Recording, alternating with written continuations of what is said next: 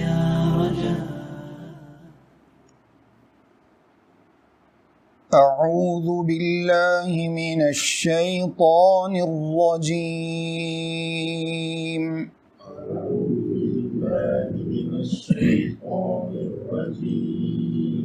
بسم الله الرحمن الرحيم.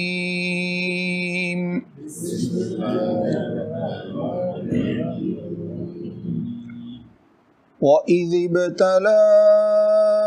إبراهيم ربه بكلمات فأتمهن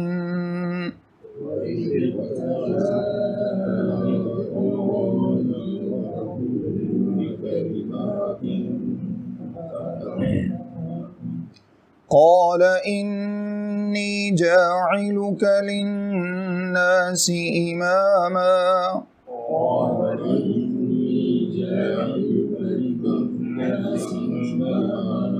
قال ومن ذريتي قال لا ينال عهد الظالمين.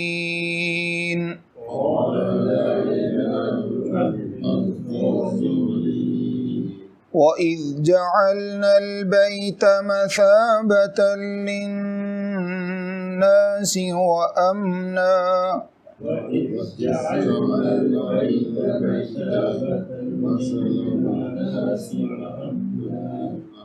واتخذوا من مقام إبراهيم مصلى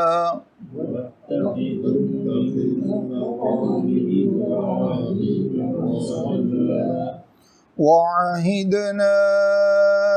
إلى إبراهيم وإسماعيل أن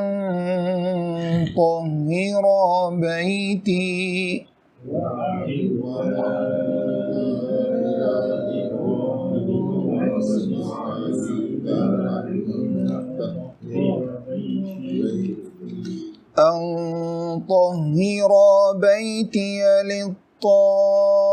للطائفين والعاكفين والركع السجود.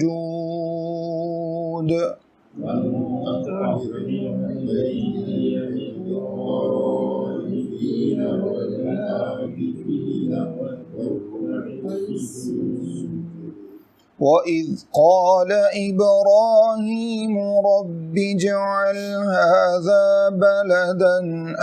آمنا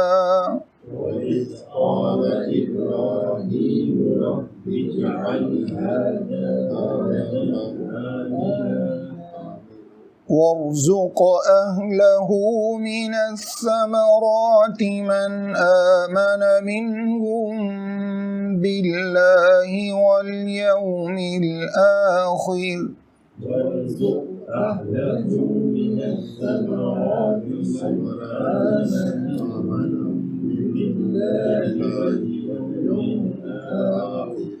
قال ومن كفر فأمتعه قليلا ثم أضطره إلى عذاب النار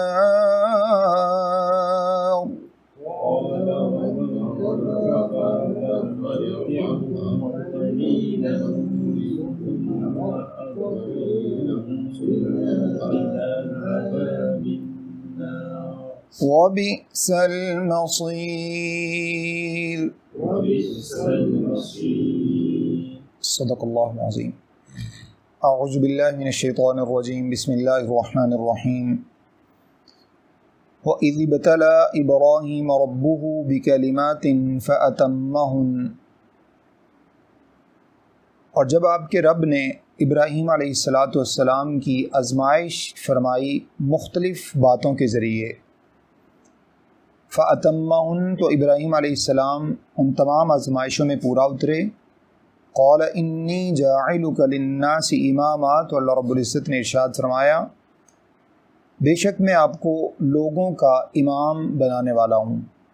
क़ाल वमिन ज़ुर्रियती इब्राहीम अलैहिस्सलाम ने दुआ की ए अल्लाह रब्बुल इज़्ज़त اور میری اولاد میں سے بھی اس سلسلے کو جاری فرما دیجیے۔ قال لا ينال عهد الظالمین، اللہ رب العزت نے فرمایا ہاں لیکن میرا وعدہ ظالموں کو نہیں پہنچے گا۔ ابراہیم علیہ السلام کے اللہ رب العزت نے مختلف باتوں میں آزمائش فرمائی، مختلف باتوں میں اللہ تعالیٰ نے آپ کو آزمایا، جس میں سے کچھ شرعی معاملات، جیسے آپ علیہ السلام کے عہد مبارک میں جس علاقے میں آپ کو مبعوث کیا گیا وہاں پر زیادہ تر بت فروش تھے اور بتوں کے پجاری تھے، بتوں کی عبادت کرنے والے۔ وہاں سے آپ علیہ السلام کو اپنے اہل و عیال کے ساتھ اللہ رب العزت نے ہجرت کرنے کا حکم دیا۔ اسی طرح سے آپ کے بیٹے کو اللہ رب العزت نے ذبح کرنے کا حکم دیا، اور اسی طرح سے آتش نمرود میں آپ علیہ السلام کو ڈالا گیا۔ تو یہ مختلف آزمائشیں ہیں جن میں اللہ رب العزت نے آپ علیہ السلام کو آزمایا، اور انہوں نے اللہ رب العزت کی توفیق سے ہر آزمائش کے اندر اپنے آپ کو ثابت قدم رکھا، ہر آزمائش میں پورا اترے۔ جب ہر آزمائش میں پورا اترے، آزمائشوں میں آزمایا جانا صحیح حدیث میں موجود ہے، اللہ کے نبی صلی اللہ علیہ وسلم نے ارشاد فرمایا کہ آزمائشوں میں سب سے زیادہ جن کی آزمائش ہوتی ہے وہ انبیاء کرام ہیں علیہم صلوات اللہ وسلام، ثم الامثل فالامثل، پھر اس کے بعد جو ایمان میں زیادہ قوی ہوتا ہے اس کی اتنی ہی زیادہ آزمائش ہوتی ہے۔ اس آزمائش کے مختلف طریقے ہوتے ہیں، جیسے اللہ رب العزت نے آپ علیہ السلام کو، ابراہیم علیہ السلام کو آزمایا۔ نبی مکرم صلی اللہ علیہ وسلم کی بہت سی باتوں میں اللہ رب العزت نے آپ کو آزمائش میں ڈالا۔ شیب ابی طالب میں آپ کو محصور کر دیا گیا، اسی طرح سے سوشل بائیکاٹ آپ کا کر دیا گیا، آپ علیہ السلام کو ہجرت پر مجبور کیا گیا، آپ علیہ السلام کے خاندان سے لوگوں نے قطع تعلقی کر لی، آپ علیہ السلام کو جسمانی طور پر بہت سی تکالیف کا سامنا کرنا پڑا، اور اسی طرح سے بے شمار باتوں میں آپ علیہ السلام کو اللہ رب العزت نے آزمایا۔ تو اللہ تعالیٰ قرآن مجید میں ارشاد فرماتے ہیں الف لام میم احسب الناس ان یترکوا ان یقولوا آمنا وهم لا یفتنون،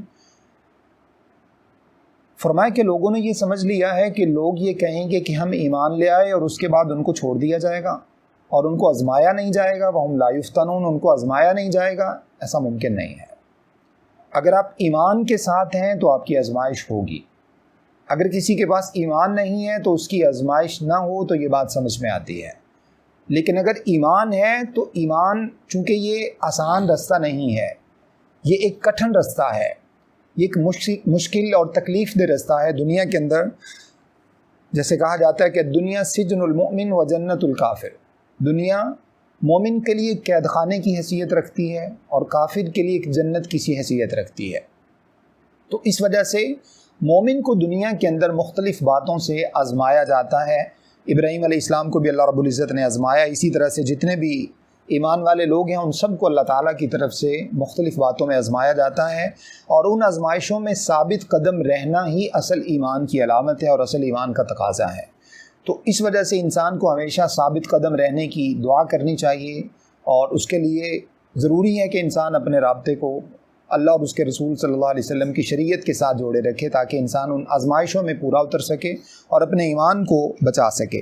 تو اللہ رب العزت نے جب آزمائشوں میں ابراہیم علیہ السلام کو مختلف قسم کی آزمائشوں میں ڈالا اور آپ علیہ السلام نے ان آزمائشوں کو پورا کیا، تو اللہ رب العزت نے ارشاد فرمایا کہ اب ہم آپ کو ایک بہت بڑا عہدہ اور انعام دینے والے ہیں۔ قال انی جاعلک للناس اماما، ہم آپ کو پوری دنیا میں امامت عطا فرمانے والے ہیں۔ اللہ رب العزت نے یہ اعزاز آپ کو عطا فرمایا۔ یہی وجہ ہے کہ ابراہیم علیہ السلام کو چاہے کسی بھی مذہب سے تعلق رکھنے والا کوئی شخص ہو، ابراہیم علیہ السلام کا مقام تمام مذاہب میں امتیازی حیثیت رکھتا ہے، اور سب لوگوں کے نزدیک آپ علیہ السلام کی جو قدر و منزلت ہے، جو آپ کی شان اور آپ کا مقام و مرتبہ ہے، اس کی حیثیت کا اقرار کیا جاتا ہے، چاہے وہ یہودی ہوں، وہ عیسائی ہوں، وہ مسلمان ہوں، حتیٰ کہ مشرکین میں بھی ابراہیم علیہ السلام کو قدر و منزلت کی نگاہ سے دیکھا جاتا تھا۔ تو اللہ رب العزت نے فرمایا کہ ہم آپ کو ساری دنیا کے لیے امام بنانے والے ہیں۔ قال ومن ذریتی، اب ابراہیم علیہ السلام نے اللہ سے دعا فرمائی، اللہ رب العزت میری اولاد میں سے بھی یہ سلسلہ جاری فرما دینا، امامت کا سلسلہ۔ امامت سے مراد یہاں پر نبوت ہے، جیسے اللہ رب العزت نے مجھے منتخب کر لیا ہے، اسی طرح سے میری دعا ہے کہ یہ سلسلہ میری اولاد کے اندر بھی جاری ہو جائے۔ اللہ رب العزت نے ارشاد فرمایا قال لا ينال عہد الظالمین، آپ علیہ السلام کی دعا تو قبول ہو گئی، جس کا اللہ رب العزت نے سورہ عنکبوت میں ذکر بھی فرمایا۔ اللہ نے فرمایا کہ ہم نے ابراہیم علیہ السلام کی اولاد میں پھر نبوت کو مستقل طور پر کر دیا۔ جب ابراہیم علیہ السلام نے اللہ سے یہ دعا فرمائی تو اس دعا کے بعد جتنے بھی انبیاء اللہ رب العزت نے دنیا کے اندر مبعوث فرمائے وہ تمام کے تمام اولاد ابراہیم علیہ السلام میں سے ہی تھے، چاہے وہ اسحاق علیہ السلام اور یعقوب علیہ السلام کی اولاد میں سے ہوں یا پھر اسماعیل علیہ السلام کی اولاد میں سے ہوں۔ اس کے بعد اللہ رب العزت نے نبوت کو ابراہیم علیہ السلام کے خاندان کے ساتھ خاص فرما دیا، اور آپ کی اولاد میں سے ہی پھر اللہ رب العزت نے تمام انبیاء کو بھیجا۔ لیکن اللہ نے فرمایا دیکھیے ہمارا وعدہ ظالموں کو نہیں پہنچے گا۔ یہ بہت بڑی بات ہے جو اللہ رب العزت نے یہاں پر ارشاد فرمائی ہے، اور اس کے ذریعے اللہ رب العزت نے پیغمبر زادگی کی جڑ کاٹ دی ہے، صاحب زادگی کی جڑ کاٹ دی ہے، جس کا معنی یہ ہے، صحیح حدیث میں موجود ہے، صحیح مسلم کی حدیث ہے، اللہ کے رسول صلی اللہ علیہ وسلم ارشاد فرماتے ہیں من بطأ به عمل لم يسرع به نسب، جس بندے کو اس کے عمل نے پیچھے چھوڑ دیا اس کا نسب قیامت والے دن اس کو آگے نہیں کر سکے گا۔ اس کا نسب، اس کا خاندانی جو بیک گراؤنڈ ہے، اس کا خاندانی تعلق، وہ قیامت والے دن اس کے کسی کام نہیں آ سکے گا، اس کو قیامت والے دن اللہ کی گرفت سے بچا نہیں سکے گا۔ اب یہاں دیکھیے اللہ رب العزت نے ارشاد فرمایا لا ینال عہد الظالمین، اے ابراہیم علیہ السلام ہمارا وعدہ ظالموں کو نہیں پہنچے گا۔ آپ کی دعا قبول ہو گئی ہے، لیکن یہ دعا ان لوگوں کو پہنچے گی جو ظالم نہیں ہوں گے، جو اللہ رب العزت کی بھیجی ہوئی شریعت کے مطابق عمل پیرا ہوں گے، جس کا معنی یہ ہے کہ بھلے وہ کسی پیغمبر کا بیٹا ہی کیوں نہ ہو، اگر وہ ظالم ہوا تو وہ ہماری گرفت سے بچ نہیں سکے گا۔ رسول اللہ صلی اللہ علیہ وسلم نے اس بات کی کئی مرتبہ کئی مواقع پر وضاحت فرمائی۔ فاطمہ رضی اللہ عنہ کو اللہ کے نبی صلی اللہ علیہ وسلم نے ارشاد فرمایا یا فاطمہ سلینی ما شئت من مالی لا اغنی عنک من اللہ شیئا، اے فاطمہ میرے مال میں سے جو چاہیے لے لو، قیامت والے دن میں آپ کے کام نہیں آ سکوں گا، اس کے بعد کچھ نہیں رہ جاتا۔ اب ہماری امت کے اندر، ہماری قوم کے اندر بہت سے لوگوں نے صرف اسی بات کے اوپر تکیہ کر لیا ہے، اسی بات کے اوپر انحصار کر لیا ہے، ایک امید قائم کر لی ہے، چونکہ وہ فلاں صاحب جو ہیں وہ صاحب زادہ ہیں، فلاں صاحب کے وہ گدی نشین ہیں، فلاں کے وہ اس کے جو ہے وہ خلیفہ مجاز ہیں، وہ فلاں ہیں، اور اس کے بعد آگے ایک پیری مریدی کا ایک لمبا سلسلہ چل نکلتا ہے جس میں کسی بھی شخص کو کسی بھی عمل کرنے کی کوئی ضرورت محسوس نہیں ہوتی، کوئی عمل نہیں کرتا، لیکن چونکہ تعلق جوڑ لیا ہے، نسبت جوڑ لی ہے، اس وجہ سے وہ سمجھتے ہیں کہ ہم سارے بخشے جائیں گے۔ بیسیوں مثالیں اللہ کے نبی صلی اللہ علیہ وسلم کے اگر خاندان کو ہی دیکھ لیا جائے تو آپ صلی اللہ علیہ وسلم کے کچھ چچا وہ ہیں جن کو اللہ رب العزت نے جنتوں میں سردار بنا دیا ہے، اور کچھ وہ لوگ ہیں جن کو اللہ رب العزت نے صحیح احادیث کے اندر موجود ہے کہ اللہ رب العزت نے ان کے لیے جہنم لکھ دی ہے۔ قرآن مجید اس بات کے اوپر شاہد ہے۔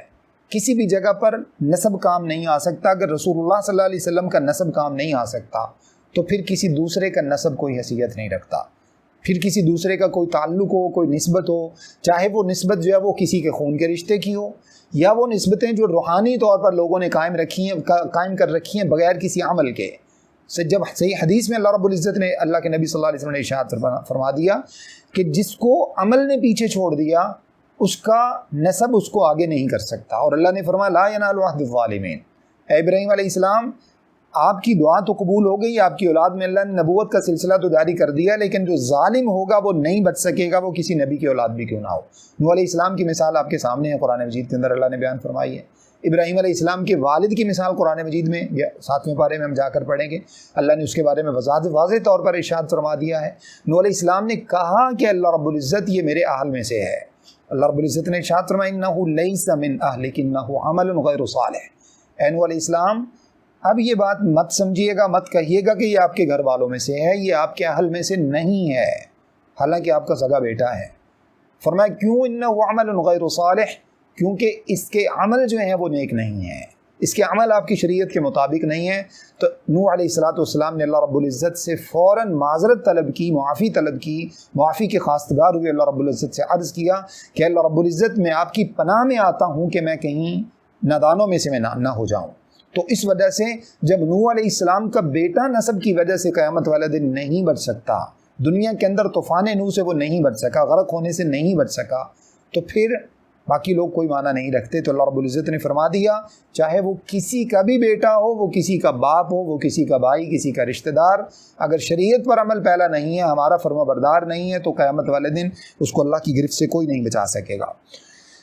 آیت نمبر 125 اللہ رب العزت نے فرمایا وَإِذْ جَعَلْنَا الْبَيْتَ مَثَابَةً لِلنَّاسِ وَأَمْنًا، اور ہم نے بیت اللہ کو، اللہ کے گھر کو لوگوں کے لیے ثواب کی جگہ بنا دیا، مثابتاً ثواب کی جگہ، للناس لوگوں کے لیے، وَأَمْنًا اور اسی طرح سے امن کی جگہ بنا دیا، وَاتَّخِذُوا مِن مَقَامِ إِبْرَاهِيمَ مُصَلًّى اور مقام ابراہیم کو جائے نماز بنا لو، وہاں پر نماز پڑھا کرو۔ وَعَهِدْنَا إِلَىٰ إِبْرَاهِيمَ وَإِسْمَاعِيلَ أَن طَهِّرَا بَيْتِيَ لِلطَّائِفِينَ وَالْعَاكِفِينَ وَالرُّكَّعِ السُّجُودِ، اور ہم نے ابراہیم علیہ السلام اور اسماعیل علیہ السلام سے وعدہ لیا یہ کہ آپ دونوں میرے گھر کو، بیت اللہ کو پاک اور صاف کریں گے، اس کی صفائی اور طہارت کا اہتمام کریں گے، للطائفین طواف کرنے والوں کے لیے، والعاکفین اعتکاف کرنے والوں کے لیے، والرکع السجود اور رکوع اور سجود کرنے والوں کے لیے، مطلب نماز ادا کرنے والوں کے لیے۔ سب سے پہلے اس آیت کریمہ میں اللہ رب العزت نے یہ بات ارشاد فرمائی، بیت اللہ کے بارے میں دو صفات ذکر فرمائی۔ فرمایا بیت اللہ کو ہم نے لوگوں کے لیے ثواب کی جگہ بنا دیا ہے۔ مثابتاً کے دو معنی ہیں، ایک ثواب کی جگہ اور دوسرا مثابتاً کہتے ہیں لوٹنے کی جگہ کو۔ ثواب اس اعتبار سے کہ جو بھی وہاں پر جاتا ہے ثواب کی نیت سے جاتا ہے، اس کو اللہ رب العزت نے حرم قرار دیا ہے، اور وہاں انسان کو جا کر جو ہے وہ جو عبادت ہے وہاں پر انسان کی، وہ باقی تمام جگہوں کی عبادت سے بہتر ہے۔ اور اس کے بعد لوٹنے کی جگہ اس اعتبار سے کہ جو شخص ایک مرتبہ وہاں پر چلا جاتا ہے اس کے دل میں دوبارہ جانے کی جستجو لگ جاتی ہے، اور جو نہیں جا سکا ہمیشہ سے اس کے دل میں اس بات کی جستجو رہتی ہے کہ اللہ رب العزت مجھے وہاں پر لے جائے، اور جو مسلمان ہے اس کے دل میں ہمیشہ اس بات کی خواہش رہتی ہے کہ وہ کسی بھی طریقے سے اس کو ٹائم ملے تو وہ فوراً اللہ رب العزت کے گھر میں وہاں پر حاضر ہو جائے اور اللہ رب العزت کی جو ہے وہ عبادت بجا لائے۔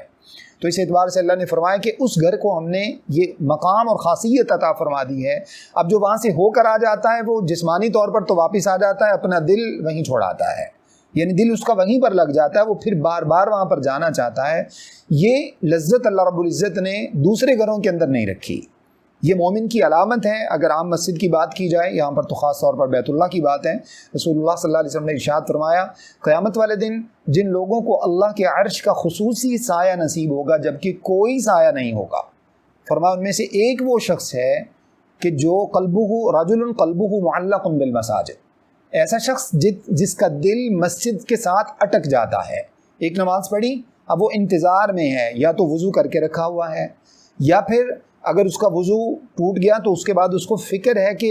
عصر کی نماز کا ٹائم ہونے والا ہے، مغرب کی نماز کا ٹائم ہونے والا ہے، میں وضو کر لوں، اذان ہونے والی ہے، تیاری کر لوں، اس کا دل مسجد کے ساتھ اٹکا رہتا ہے۔ اللہ کے نبی صلی اللہ علیہ وسلم نے ارشاد فرمایا یہ شخص قیامت والے دن جبکہ کوئی سایہ نہیں ہوگا اللہ رب العزت کے عرش کے سوا، یہ شخص قیامت والے دن اللہ کے عرش کے سائے میں ہوگا۔ اللہ رب العزت ہمیں بھی ان میں سے بنا دے۔ تو یہ اللہ رب العزت نے فرمایا اللہ کا جو خاص گھر ہے بیت اللہ، اس کے اندر اللہ نے یہ کوالٹی رکھ دی ہے کہ جو شخص وہاں پر ایک مرتبہ چلا جاتا ہے وہ پھر بار بار جانا چاہتا ہے، اور جو نہیں جا سکا وہ بھی وہاں پر جانا ہی چاہتا ہے، اس کے دل میں یہ جستجو ہو جاتی ہے۔ اور اس کے بعد ارشاد فرمایا کہ اس کو ہم نے امن کی جگہ بنا دیا۔ یہ بھی اللہ رب العزت نے وہاں کی خاص صفت رکھی ہے۔ شروع سے اللہ رب العزت نے جب سے بیت اللہ بنا، اللہ رب العزت نے اس وقت سے ہی اس کو امن والا بنا دیا۔ اسلام کے آنے سے پہلے بھی وہاں پر جو شخص بیت اللہ میں پناہ لے لیتا تھا، مشرکین اس کے اوپر حملہ آور نہیں ہوتے تھے، مشرکین اس کو کچھ نہیں کہتے تھے، اس کو چھوڑ دیا جاتا تھا، چاہے وہ کسی کا قاتل ہی کیوں نہ ہو۔ اسلام نے اس حکم کو نہ صرف باقی رکھا بلکہ اس کی توسیع کی، اسی کو باقی رکھا، اور رسول اللہ صلی اللہ علیہ وسلم نے ارشاد فرمایا، آگے ابراہیم علیہ السلام نے اللہ سے دعا بھی مانگی۔ رسول اللہ صلی اللہ علیہ وسلم نے فتح مکہ کے موقع پر جب آپ علیہ السلام نے ایک مجبوری کی حالت میں جو ہے وہ وہاں پر فتح مکہ کے لیے آپ علیہ السلام نے لشکر کشی فرمائی، تو چند ساعتوں کے لیے، دن کی چند گھڑیوں کے لیے رسول اللہ صلی اللہ علیہ وسلم نے وہاں پر کچھ لوگوں کے بارے میں، خاص طور پہ جو توہین رسالت کے مرتکب ہوتے تھے ان لوگوں کے بارے میں، کچھ اسی طرح سے جو اللہ تعالیٰ کے دین کا بہت مذاق اڑاتے تھے ان کے بارے میں فرمایا کہ یہ لوگ اگر کعبہ کے غلاف کے ساتھ چپکے ہوئے بھی نظر آ جائیں تو ان کو قتل کر دیا جائے۔ صحیح مسلم کے اندر اللہ کے نبی صلی اللہ علیہ وسلم کا فرمان موجود ہے۔ اس کے بعد رسول اللہ صلی اللہ علیہ وسلم نے ارشاد فرمایا، لوگوں یہ بات یاد رکھ لو، بیت اللہ امن کی جگہ ہے، بیت اللہ امن کی جگہ ہے۔ اور فرمایا کہ اللہ رب العزت نے کچھ وقت کے لیے بیت اللہ کی حرمت کو میرے لیے حلال قرار دیا تھا۔ حرمت کا معنی یہ ہے کہ وہاں پر ہر چیز حرام ہو جاتی ہے، نہ وہاں پر گھاس کاٹی جا سکتی ہے، نہ وہاں پر کوئی درخت کاٹا جا سکتا ہے، نہ وہاں پر کسی جانور کا شکار کیا جا سکتا ہے، نہ کسی انسان کو کوئی تکلیف پہنچائی جا سکتی ہے۔ حرمت کا معنی یہ ہے، اسی وجہ سے اس کو مسجد حرام کہا جاتا ہے، اسی وجہ سے اس کو حرمین کا نام دیا جاتا ہے، بیت اللہ اور مسجد نبوی کو۔ تو اللہ کے نبی صلی اللہ علیہ وسلم نے ارشاد فرمایا کہ اللہ رب العزت نے بیت اللہ کی حرمت کو کچھ وقت کے لیے میرے لیے حلال قرار دیا تھا، اور وہ بھی میرے لیے کچھ وقت کے لیے۔ صحیح حدیث کے اندر یہ الفاظ موجود ہیں، صحیح حدیث کا ترجمہ میں آپ کے سامنے رکھ رہا ہوں۔ اور اس کے بعد اللہ کے نبی صلی اللہ علیہ وسلم نے ارشاد فرمایا، لوگوں یاد رکھو میرے بعد کسی کے لیے بیت اللہ کی حرمت حلال نہیں ہے کہ وہ جو چاہے آ کے یہاں پہ لشکر کشی کر لے۔ فرمایا اگر کوئی شخص میری اس بات کو دلیل بنائے، اب دیکھیے یہاں سے ہمیں سنت کا معنی بھی سمجھ میں آتے ہیں۔ آپ صلی اللہ علیہ وسلم کی ساری زندگی ہمارے لیے اسوہ حسنہ اور بہترین نمونہ ہے۔ آپ صلی اللہ علیہ وسلم نے اسی وجہ سے اس بات کے ساتھ یہ بات خاص طور پر ارشاد فرمائی، اگر کوئی شخص تمہارے سامنے میرے اس عمل کو دلیل بنائے کہ رسول اللہ صلی اللہ علیہ وسلم نے بیت الشکر کشی فرمائی تھی بیت اللہ کے اوپر فتح مکہ کے موقع پر، تو اللہ کے نبی علیہ السلام نے فرمایا اس کو کہنا کہ رسول اللہ صلی اللہ علیہ وسلم کو تو اللہ نے اجازت دی تھی، کیا تمہیں اللہ نے اجازت دی ہے؟ جس کا معنی یہ ہے کہ باقی اعمال رسول اللہ صلی اللہ علیہ وسلم کے میرے اور آپ کے لیے بطور سنت کے حجت ہیں، لیکن جو عمل حجت اور سنت نہیں تھا رسول اللہ صلی اللہ علیہ وسلم نے اس کی وضاحت فرما دی کہ کوئی شخص اس بات کو بنیاد بنا کر میری سنت نہ بنا لے کہ اللہ کے نبی صلی اللہ علیہ وسلم نے چونکہ لشکر کشی فرمائی تھی مکہ کے اوپر، اس وجہ سے کسی کے لیے بھی حلال ہے۔ فرمایا نہیں، اگر کوئی شخص اس بات کو بطور دلیل کے پیش کرے تو اس کو کہنا کہ رسول اللہ صلی اللہ علیہ وسلم کو تو اللہ نے اجازت دی تھی، کیا تمہیں اللہ نے اجازت دی ہے؟ اس کا معنی یہ کہ اللہ رب العزت نے بیت اللہ کو حرمت والا بنا دیا ہے، بیت اللہ کو امن کی جگہ بنا دیا ہے، تو یہ امن اللہ رب العزت نے اس وقت سے لے کر آج تک وہاں پر برقرار رکھا ہوا ہے۔ اس کے بعد ارشاد فرمایا وَاتَّخِذُوا مِن مَّقَامِ إِبْرَاهِيمَ مُصَلًّى، مقام ابراہیم کو جائے نماز بنا لیجئے، وہاں پر نماز ادا کیجئے۔ مقام ابراہیم اس پتھر کو کہا جاتا ہے جس پتھر کے اوپر کھڑے ہو کر ابراہیم علیہ السلام نے بیت اللہ کی تعمیر فرمائی۔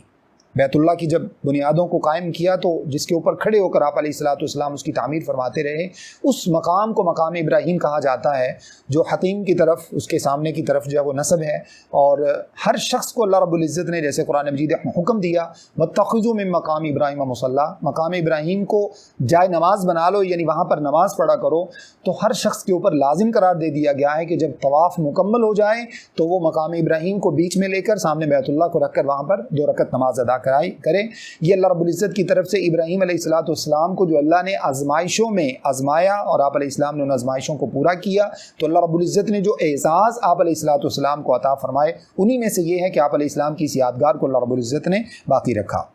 اس کے بعد ارشاد فرمایا اور پھر ہم نے ابراہیم علیہ السلام اور اسماعیل علیہ السلام سے اس بات کا وعدہ لیا کہ آپ میرے گھر کو طواف کرنے والوں کے لیے، اعتکاف کرنے والوں کے لیے، رکوع اور سجود کرنے والوں کے لیے پاک اور صاف کریں گے، یعنی وہاں کی طہارت کا، صفائی کا، نظافت کا، ان سب چیزوں کا آپ اہتمام کریں گے۔ آپ علیہ السلام نے بہترین انداز کے اس کی نظافت اور طہارت کا اہتمام فرمایا، آپ علیہ السلام نے کیا۔ پھر اس کے بعد یہ جو ہے وہ سلسلہ کعبہ کی تولیت کا ہمیشہ سے قائم رہا، اور رسول اللہ صلی اللہ علیہ وسلم جب تشریف لائے تو آپ علیہ السلام کا خاندان جو تھا یہ کعبہ کا متولی تھا، یعنی کعبہ کی جو تولیت تھی، کعبہ کے انتظام و انصرام، حجاج کو پانی پلانا، ان کی خدمت کرنا، یہ سب چیزیں کرنا، یہ آپ علیہ السلام کے خاندان جو ہے وہ اس کے حصے میں یہ چیز تھی۔ اور اس کے بعد سے یہ سلسلہ جو ہے وہ چلتا رہا۔ پھر آپ صلی اللہ علیہ وسلم نے جب مکہ کو فتح کیا تو عثمان بن مظعون کو بلوایا اور آپ علیہ السلام نے ان کو بیت اللہ کی چابیاں عطا جو ہے وہ ان کے ہاتھ میں دی، اور فرمایا کہ جس کی جو امانت تھی آج اس کو پہنچا دی گئی، کیونکہ اس سے پہلے یہی خاندان جو تھا وہ کعبہ کی تولیت تھی، تو آپ علیہ السلام نے دوبارہ پھر انہی کے ہاتھ میں کعبہ کی تولیت دے دی۔ تو یہ یقینی طور پر بہت بڑا اعزاز ہے جو کہ اللہ رب العزت نے آج کے دور میں، اگر کچھ عرصے سے دیکھا جائے تو خادمین حرمین شریفین جو ہیں اللہ رب العزت نے سعودیہ کے اندر اس خاندان کو، خاص طور پر آل سعود کو اللہ رب العزت نے یہ مقام اور مرتبہ دیا ہے کہ ان لوگوں نے بیت اللہ کے اندر واقعتاً وہاں جا کر اس چیز کا احساس ہوتا ہے کہ اتنے بڑے سسٹم کو اس انداز سے مینٹین کرنا کہ وہاں پر جو ہے وہ جہاں پر بھی آپ چلے جائیں بیت اللہ کے اتنے بڑے جو ہے وہ اس کے اندر اس کے حدود کے اندر ہر جگہ پر آپ کو زمزم جو ہے وہ پینے کے لیے ٹھنڈا پانی ملتا ہے، وہاں پر آپ کو صفائی کا بہترین انتظام ملتا ہے۔ اور حقیقت بات یہ ہے کہ جب دوران طواف صفائی کا جو نظام ہے وہاں پر جب وہ دیکھا جاتا ہے تو عقل دنگ رہ جاتی ہے، اتنے بڑے سلسلے کو وہاں پر ہمیشہ سے اتنا صاف اور پاک کرنا کہ جس پانی سے اس کو صاف اور پاک کیا جاتا ہے آپ نے دیکھا ہوگا وہ خوشبوؤں اس کا پھولوں کا نکالا ہوا عرق ہوتا ہے، عطر ہوتا ہے جس کے ذریعے سے اس کی صفائی کی جاتی ہے، اور جو ہے وہ چند لمحات میں تھوڑی تھوڑی جگہ کو وہ کور کرتے ہیں اور اس کو دھوتے ہوئے آگے نکل جاتے ہیں، اور طواف کو نہیں روکا جاتا، طواف چلتا رہتا ہے۔ تو یہ یقینی طور پر اس کا ثواب بنیادی طور پر ان لوگوں کے کھاتے میں ہے جن لوگوں کو اللہ رب العزت نے یہ مقام عطا فرمایا ہے کہ وہ وہاں پر یہ والی محنت کر رہے ہیں۔ ہاں جو لوگ وہاں پر جیسے آج کل سیاسی اعتبار سے کچھ وہاں پر جو کمی کوتاہی پائی جاتی ہے، وہ کمی کوتاہی جن لوگوں کی ہے وہ ان لوگوں کے ساتھ خاص ہے، ہم اس ٹاپک کے اوپر کوئی بات نہیں کرتے، ہم صرف ایک جو مذہبی پہلو ہے صرف اس پہلو سے بات کرتے ہیں۔ تو اس پہلو سے یقینی طور پر جن لوگوں کو اللہ رب العزت نے یہ خدمت کرنے کا موقع دیا ہے، یہ بہت بڑی خدمت ہے، اللہ رب العزت جو ہے وہ ہر شخص کے حصے میں یہ خدمت نصیب فرمائے کہ اس کو اللہ رب العزت کے گھروں کے ساتھ اس طرح کا پیار ہو جائے۔ اگلی آیت نمبر 126 میں اللہ فرماتے ہیں وَإِذْ قَالَ إِبْرَاهِيمُ رَبِّ اجْعَلْ هَٰذَا بَلَدًا آمِنًا، اور ابراہیم علیہ السلام نے اللہ رب العزت سے یہ دعا کی ہے، اللہ رب العزت اس گھر کو، اس شہر کو، هَٰذَا بَلَدًا آمِنًا، اس شہر کو امن والا بنا دیجئے، وَارْزُقْ أَهْلَهُ مِنَ الثَّمَرَاتِ، اور اس کے باشندوں کو پھلوں میں سے رزق عطا فرمائیے۔ کون سے باشندوں کو؟ من آمن منہم باللہ والیوم الآخر، جو ایمان والے باشندے ہوں، جو اللہ تعالیٰ کے اوپر ایمان لے آئیں اور جو آخرت کے دن پر ایمان لے آئیں۔ اللہ رب العزت نے ارشاد فرمایا وقال ومن کفر فامتعه قلیلا ثم اضطروا الی عذاب النار، ایمان والوں کو تو یہ نعمت پہنچے گی جس کی آپ علیہ السلام نے دعا کی ہے، لیکن جو کافر ہوں گے ان کو کچھ نہ کچھ فائدہ دنیاوی اعتبار سے شاید مل جائے، اللہ نے فرمایا کہ ہم ان کو کچھ فائدہ دے دیں گے لیکن پھر ہم ان کو آگ میں جانے پر مجبور کر دیں گے اگر وہ ایمان نہیں لائے۔ وَبِئْسَ الْمَصِيرُ، اور اللہ نے فرمایا یہ تو بہت ہی برا ٹھکانہ ہے۔ تو ابراہیم علیہ السلام نے اس آیت کریمہ میں اللہ تعالیٰ سے دعا کی، آگے بھی آپ علیہ السلام کی کچھ دعائیں ہیں جن کا اللہ نے تذکرہ فرمایا، ان میں سے سب سے پہلی دعا یہ ابراہیم علیہ السلام کی، انہوں نے کہا کہ اللہ رب العزت اس شہر کو امن والا بنا دیجئے۔ تو اللہ رب العزت نے ساری زندگی کے لیے اس شہر کو حرمت والا قرار دے دیا، جیسے تفصیلات میں نے آپ کے سامنے رکھی۔ اس کے بعد ارشاد فرمایا کہ اللہ اس کے باشندوں کو، ایمان والے لوگوں کو پھلوں میں سے رزق عطا فرمائیے۔ سورہ ابراہیم کے اندر موجود اللہ نے فرمایا کہ یہ کیسی وادی ہے، بواد غیر ذی زرع، ابراہیم علیہ السلام نے کہا کہ اللہ میں نے اپنے اہل و عیال کو ایسی وادی میں چھوڑا ہے جو بے آب و گیا ہے، نہ وہاں پر پانی ہے، نہ وہاں پر کوئی خودرو بوٹی اگتی ہے، نہ وہاں پر کوئی فصل ہے، نہ کوئی کاشتکاری ہوتی ہے، اور اس سب کے باوجود اتنے انواع و اقسام کے پھل فروٹس وہاں پر موجود ہوتے ہیں جو انسان کے گمان میں بھی نہیں ہوتے۔ یہ اللہ رب العزت کی خاص عطا ہے کہ وہاں پر اگتا کچھ نہیں ہے، وہاں پر جو ہے نا وہ کاشتکاری کسی چیز کی نہیں ہوتی، لیکن اس کے باوجود اللہ رب العزت نے وہاں پر ہر قسم کی نعمتیں پہلے ہی سے پہنچا دی ہیں۔ اور جب ہم وہاں پر جاتے ہیں، جن لوگوں کو اللہ یہ سعادت نصیب فرماتے ہیں، جن کو اللہ نے نصیب فرمائی، اللہ قبول فرمائے، ان کو بار بار نصیب فرمائے، اور جو نہیں جا سکے اللہ رب العزت ان کو بھی یہ سعادت نصیب فرمائے، تو وہ وہاں جا کر یہ دیکھتے ہیں کہ ایسی ایسی نعمتیں ہمیں اپنے گھروں میں میسر نہیں ہوتی جو نعمتیں وہاں پر اللہ رب العزت نے ان سب کو جمع کر دیا ہے۔ یہ ابراہیم علیہ السلام کی دعاؤں کا نتیجہ ہے۔ تو اللہ رب العزت نے فرمایا کہ ایمان والے جو ہوں گے ان کو ہماری یہ نعمتیں ان کو پہنچیں گی، البتہ جو لوگ کافر ہوں گے، جو کفر کریں گے، ہماری نعمتوں کا انکار کریں گے، کفران نعمت کریں گے، اللہ نے فرمایا کہ ان لوگوں کو وقتی فائدہ تو کچھ نہ کچھ ملے گا، جیسے مشرکین مکہ کو کچھ فائدہ ملا جب تک کعبہ کی تولیت ان کے پاس تھی۔ تو اللہ رب العزت نے لیلاف قریش اس والی صورت کے اندر اللہ رب العزت نے بتایا کہ ان کے سفروں کو اللہ نے محفوظ کر دیا، جہاں کہیں پر بھی وہ جاتے تھے جو وہاں کے صحرائی ڈاکو ہوتے تھے وہ بھی ان لوگوں کو کچھ نہیں کہتے تھے، اس خاندان کی قدر کرتے تھے اس وجہ سے کیونکہ یہ کعبہ کے متولی ہیں۔ تو یہ وقتی فائدے تھے جو ان لوگوں کو حاصل ہوئے۔ اب جو ایمان لے آئے ان کو یہ فوائد ساری زندگی کے لیے حاصل ہو گئے، دنیا کے اندر بھی اور قیامت والے دن بھی۔ اور جو ایمان نہیں لائے تو اللہ رب العزت نے جیسے سورہ توبہ کے اندر موجود ہے ارشاد فرمایا کہ اب مشرکین یہ سارے کے سارے نجس ہیں، یہ پلید ہیں، ان کو بیت اللہ سے نکال دیا جائے۔ تو اس کے بعد ان لوگوں کو ان فوائد سے، دنیاوی فوائد سے بھی محروم کر دیا گیا، اور جو اخروی فوائد ہیں ان کے بارے میں تو اللہ نے بتا ہی دیا، فرمایا کہ ثم اضطروا الی عذاب النار، جو کافر رہیں گے وقتی فوائد تو کچھ نہ کچھ حاصل کر لیں گے، لیکن اس کے بعد ٹھکانہ جہنم ہوگا، اور یہ بہت ہی برا ٹھکانہ ہے۔ اگلی آیت کریمہ آیت نمبر 127 اللہ رب العزت فرماتے ہیں وَإِذْ يَرْفَعُ إِبْرَاهِيمُ الْقَوَاعِدَ مِنَ الْبَيْتِ وَإِسْمَاعِيلُ، اور جب ابراہیم علیہ السلام اور اسماعیل علیہ السلام بیت اللہ کی بنیادیں کھڑی کر رہے تھے، القواعد بنیادوں کو کہا جاتا ہے، جب بیت اللہ کی بنیادیں کھڑی کر رہے تھے اس وقت انہوں نے دعا فرمائی ربنا تقبل منا، اے اللہ رب العزت ہم سے قبول فرمائیے، انک انت السمیع العلیم، یقینی طور پر آپ سننے والے اور جاننے والے ہیں۔ یہاں پر ایک تو اللہ رب العزت نے اس بات کی طرف اشارہ فرمایا کہ ابراہیم علیہ السلام نے بیت اللہ کی تعمیر فرمائی، جیسے اللہ نے سورہ حج میں ارشاد فرمایا کہ دنیا میں سب سے پرانا گھر، فرمایا وَلْيَطَّوَّفُوا بِالْبَيْتِ الْعَتِيقِ، لوگوں کو چاہیے کہ وہ طواف کریں، چونکہ طواف بذات خود ایک عبادت ہے، طواف کریں سب سے پرانے گھر کی۔ جیسے علامہ اقبال نے کہا دنیا کے بت قدوں میں پہلا وہ گھر خدا کا، ہم اس کے پاسباں ہیں وہ پاسباں ہمارا۔ یہاں سے میں خاص طور پر ایک کنفیوژن دور کرنا چاہتا ہوں، جیسے کچھ لوگ بیت المقدس کو قبلہ اول قرار دیتے ہیں، اس کو قبلہ اول قرار دینا درست نہیں ہے۔ ہاں اس میں کوئی شک نہیں ہے کہ رسول اللہ صلی اللہ علیہ وسلم جب ہجرت کر کے مدینہ تشریف لائے تو 17 مہینے اور کچھ دن آپ علیہ السلام بیت المقدس کی طرف رخ کر کے نماز پڑھتے رہے، جو کہ سلیمان علیہ السلام کے عہد مبارک میں قبلہ رہا، موسیٰ علیہ السلام کے عہد مبارک میں قبلہ رہا۔ لیکن رسول اللہ صلی اللہ علیہ وسلم جب مدینہ میں موجود تھے تو اس وقت بھی رسول اللہ صلی اللہ علیہ وسلم بیت اللہ کی طرف ہی رخ کر کے نماز پڑھا کرتے تھے۔ اور پھر اس کے بعد ابراہیم علیہ السلام جن کے خاندان سے اللہ رب العزت نے اسماعیل علیہ السلام اور آپ صلی اللہ علیہ وسلم کو پیدا فرمایا، ان کا بنیادی طور پر جو قبلہ تھا وہ کون سا تھا؟ بیت اللہ ہی تھا۔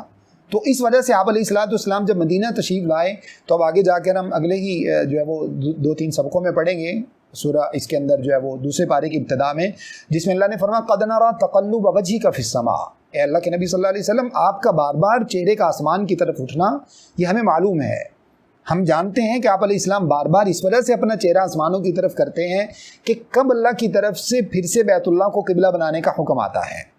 چونکہ آپ صلی اللہ علیہ وسلم پہلے بھی اسی کی طرف رخ کر کے نماز پڑھتے تھے۔ اتفاق سے مدینہ میں صورتحال کچھ ہی ہوتی کہ آپ علیہ السلام جب بیت اللہ کی طرف رخ کرتے تو بیت اللہ کی طرف بھی رخ ہو جاتا اور وہی رخ جو ہے وہ اس کے آگے والے حصے میں بیت المقدس پڑتا تھا، جس کی وجہ سے دونوں جو ہے وہ دونوں کی طرف رخ ہو جاتا۔ اب یہ کوئی غلط بات نہیں ہے کہ بیت المقدس کی طرف رخ کر کے نماز کیوں پڑھی آپ علیہ السلام نے، نہ ان انبیاء علیہم صلوات اللہ وسلامہ سے ہمیں کوئی مذہبی اعتبار سے یا دوسرے اعتبار سے خاص طور پر مسلمانوں کو کوئی ایسی پریشانی والی کوئی بات ہے، اگر اس کو بھی اللہ رب العزت قبلہ قرار دے دیتے تو ہمارے لیے وہی حکم ہوتا۔ لیکن اللہ رب العزت نے آپ علیہ السلام کی خواہش پر جو پہلے قبلہ تھا آپ علیہ السلام کے جد امجد کا، ابراہیم علیہ السلام کا، اسی قبلے کو اللہ رب العزت نے پھر سے جو ہے وہ اسی کو قبلہ قرار دے دیا۔ تو اس وجہ سے یہ سب سے پہلا گھر ہے جس کی طرف رخ کر کے نماز پڑھی جاتی تھی، اور اب مسلمانوں کا بھی اللہ رب العزت نے وہی قبلہ قرار دیا۔ تو ابراہیم علیہ السلام اور اسماعیل علیہ السلام نے جب کعبہ کی بنیادیں رکھیں، اب دیکھیے کتنا بڑا عمل ہے، تمام مسلمانوں کی جو ہے وہ مرکز جس چیز کو اللہ رب العزت نے قرار دیا ہے اس کی بنیادیں رکھنے، جس بیت اللہ کی اتنی تعریفیں ہیں، جس بیت اللہ کو جو ہے وہ اسلام کے اندر ایک مرکزی حیثیت حاصل ہے، جو مسلمانوں کا ایک شعار ہے، مذہب کا ایک بنیادی حصہ ہے، اس کی تعمیر فرما رہے ہیں، لیکن اس کے ساتھ دعا کیا ہے؟ ربنا تقبل منا انک انت السمیع العلیم، جس کا معنی یہ ہے کہ عمل کتنا بھی بڑا ہو جائے جب تک اللہ کی بارگاہ میں قبول نہ ہو اس وقت تک اس عمل کی کوئی حیثیت نہیں ہے۔ اب انسان نماز پڑھ کے ہی اپنے آپ کو، جیسے کچھ لوگ تھوڑے سے پکے نمازی ہو جاتے ہیں تو اس کے بعد وہ جو نماز پڑھنے نہیں آتے ان کو ذرا وہ احساس دلانا شروع کر دیتے ہیں کہ ہم تو جاتے ہیں اور تم تو مسجد میں نظر ہی نہیں آتے، یہ طریقہ درست نہیں ہے۔ اللہ کے رسول صلی اللہ علیہ وسلم کا دعوت دینے کا یہ طریقہ نہیں تھا۔ ہاں جن لوگوں کی ذمہ داری آپ کے اوپر ہے، گھر والے ہیں، بچے ہیں، ان لوگوں کو اس انداز سے جو ہے وہ کہا جا سکتا ہے، ان کو ڈانٹ کے بھی ڈپٹ کے بھی کہا جا سکتا ہے، لیکن دوسرے لوگوں کو دعوت دینے کا یہ طریقہ نہیں ہے کہ انسان اپنی عبادت کے اوپر اترانا شروع کر دے۔ اگر کوئی اپنی نماز کے اوپر اتراتا ہے جو میرے اور آپ کے اوپر فرض ہے تو اس کو ابراہیم علیہ السلام اور اسماعیل علیہ السلام کی اس عمل کو دیکھنا چاہیے، جنہوں نے اتنا بڑا عمل کیا اور اس کے بعد دعا کیا کی ہے؟ ربنا تقبل منا، اے اللہ ہم سے قبول فرما لے، جس کا معنی یہ ہے کہ اصل قبولیت جو ہے وہ یہ بنیاد ہے، اگر قبول ہو جائے تو چھوٹے سے چھوٹا عمل بھی انسان کی نجات کے لیے کافی ہو سکتا ہے، اور اگر اللہ کی بارگاہ میں قبول ہی نہ ہو تو پھر صحیح حدیث کے اندر موجود ہے سخی، مجاہد، عالم دین، تینوں کے بہت بڑے بڑے عمل قیامت والے دن اللہ ان کو جہنم میں پھینک دیں گے، اور اللہ رب العزت ارشاد فرمائیں گے تم تو دنیا کے اندر شہرت چاہتے تھے، تم تو چاہتے تھے کہ تمہیں بہت بڑا عالم دین کہا جائے، تم تو یہ چاہتے تھے تمہاری شجاعت اور بہادری کے جو ہے وہ دنیا کے اندر چرچے ہوں، فرمائے یہ سب کچھ جو تم چاہتے تھے تمہیں دنیا میں مل گیا، آج ہمارے پاس تمہارے لیے کچھ نہیں، حالانکہ جانو کہ نذرانے اللہ کی بارگاہ میں انہوں نے پیش کر دیے تھے، لیکن قبول نہیں ہوا. تو اس وجہ سے ہمیشہ انسان جب بھی کوئی عمل کرے اللہ رب العزت سے اس کی قبولیت کی دعا کرے. ربنا وجعلنا مسلمین لک. پھر ابراہیم علیہ السلام نے آگے یہ دعا کی اللہ رب العزت ہم دونوں کو اپنے لیے فرما بردار بنا لے, اسماعیل علیہ السلام کو اور مجھے اللہ تعالیٰ اپنا فرما بردار بنا لے. ومن ذریتنا امۃ مسلمۃ لک. اور اے اللہ ہماری اولاد میں سے بھی لوگوں کو اپنے لیے نیک اور فرما بردار بنا لینا. امت مسلمۃ لک یعنی کہ ایک بہت بڑا گروہ ایسا بنا لینا جو تیرا فرما بردار ہو. وہ ارنا مناسکنا. اور اللہ رب العزت ہمیں اپنی عبادت کے طریقے سکھا دے. مناسک عبادت کو کہا جاتا ہے, اللہ ہمیں اپنی عبادت کے طریقے سکھا دے, جیسے مناسک حج کہا جاتا ہے یعنی حج کو ادا کرنے کے طریقے. وتوب علینا. اور اللہ ہماری توبہ کو قبول فرما لے, ہمارے اوپر رجوع فرما لے. انک انت التواب الرحیم. بے شک آپ توبہ قبول کرنے والے اور رحم فرمانے والے ہیں. پھر دعا کی ربنا وابعث فیہم رسولا منہم. اے اللہ رب العزت ان میں یعنی میری اولاد میں سے رسولا منہم وابعث فیہم ان میں مبعوث فرما دے ایک رسول علیہ الصلاۃ والسلام منہم جو انہی میں سے ہو. یتلو علیہم آیاتی کا جو ان کے اوپر تیرے قرآن مجید کی تیری کتاب کی آیتوں کو تلاوت کرے. ویعلمہم الکتاب والحکمہ ان کو کتاب اور حکمت کی تعلیم دے. حکمت اور دانائی, حکمت سے مراد حدیث بھی ہے, حکمت سے مراد رسول اللہ صلی اللہ علیہ وسلم کی حیات طیبہ بھی ہے, کتاب سے مراد قرآن مجید ہے. جو ان کو کتاب اور حکمت کی تعلیم دے. ویزکیم اور ان کا تزکیہ نفس کرے. ان کو روحانی بیماریوں سے مراد جیسے شرک کی بیماری, نفاق کی بیماری, دل کے اندر شکوک و شبہات کی بیماری, رافضیت اور ناصبیت کی بیماری, یہ بیماریاں ان سب کو دور کر کے ان کا تزکیہ کرے اور ان کو صحیح معنی میں انبیاء علیہم صلوات اللہ وسلاموں کے منہج پر لگائے, صحابہ کے منہج پر لگائے.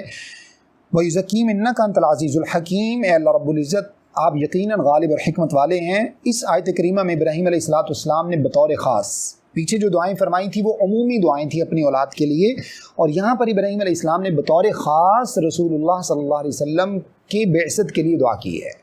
اے اللہ رب العزت میری اولاد میں سے رسول اللہ صلی اللہ علیہ وسلم کو ایک نبی کو مبعوث فرما دے جو انہی میں سے ہو. اس سے بہت سے اشکالات جو ہے وہ رفع ہو جاتے ہیں. ایک اشکال تو اسی یہ رفع ہوتا ہے کہ ابراہیم علیہ السلام نے دعا کی اللہ رب العزت انہی میں سے رسول کو بنانا, جس کا معنی یہ ہے کہ وہ کسی اور مخلوق میں سے نہیں ہوگا, وہ انسان اور بشر ہی ہوں گے, جیسے قرآن مجید میں کئی جگہوں پر یہ بات موجود بھی ہے. پھر ابراہیم علیہ السلام نے آپ صلی اللہ علیہ وسلم کے لیے بطور خاص دعا فرمائی ہے. نبی مکرم صلی اللہ علیہ وسلم ارشاد فرماتے ہیں کہ انا دعوت ابی ابراہیم, میں اپنے باپ ابراہیم علیہ السلام کی دعا کا نتیجہ ہوں, میں عیسیٰ علیہ السلام کی بشارت ہوں اور اپنی والدہ کا خواب ہوں. عیسیٰ علیہ السلام کی بشارت بھی اللہ نے قرآن میں ذکر فرمائی ہے. تو یہ آپ صلی اللہ علیہ وسلم نے فرمایا ابراہیم علیہ السلام نے بطور خاص میرے لیے دعا کی ہے. تو آپ علیہ السلام کی دعا کو اللہ رب العزت نے قبول فرمایا, اور نبی مکرم صلی اللہ علیہ وسلم کو بطور خاص جو ہے وہ آپ علیہ السلام کی اولاد میں سے اللہ نے چنا اور آپ کو مبعوث فرمایا, اور نبی بنا کر جو ہے وہ اللہ رب العزت نے ہم لوگوں کی طرف نبی مکرم صلی اللہ علیہ وسلم کو بھیجا. اور یقینی طور پر اس اعتبار سے ہم بھی, ہماری جو امت ہے, اللہ رب العزت ہمیں اس شان کے اوپر پورا اترنے کی توفیق عطا فرمائے. بہت شان اور بہت عزت اور مقام والا یہ سلسلہ ہے کہ اللہ رب العزت نے ہمیں اس امت میں پیدا فرمایا جو امت جو ہے وہ رسول اللہ صلی اللہ علیہ وسلم کی امت ہے, سب سے آخری نبی کی امت ہے, اور ابراہیم علیہ السلام کی دعا کردہ جو پیغمبر تھے ان پیغمبر علیہ السلام کی امت ہے. اللہ سے دعا ہے کہ جو کچھ میں نے آپ کے سامنے بیان کیا مجھے اور آپ سب کو سمجھنے, عمل کرنے اور آگے پہنچانے کی توفیق عطا فرمائیں. استغفر اللہ لی ولکم ولسائر المسلمین.